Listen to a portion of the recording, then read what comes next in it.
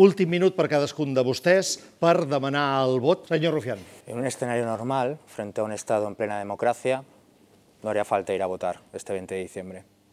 No haría falta. Yo tengo una primicia para algunos de ustedes. El 27 de septiembre ganó el independentismo. Ganó la opción de conformar una nueva República Catalana.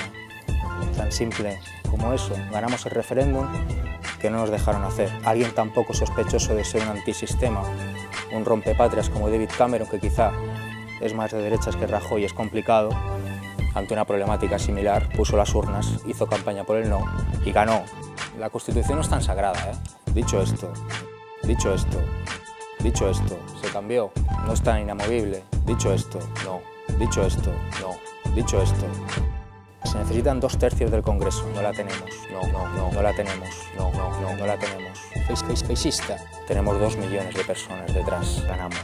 No dic yo, ho diu la història, ganamos. No dic yo, y ganó, ho diu la història, ganamos.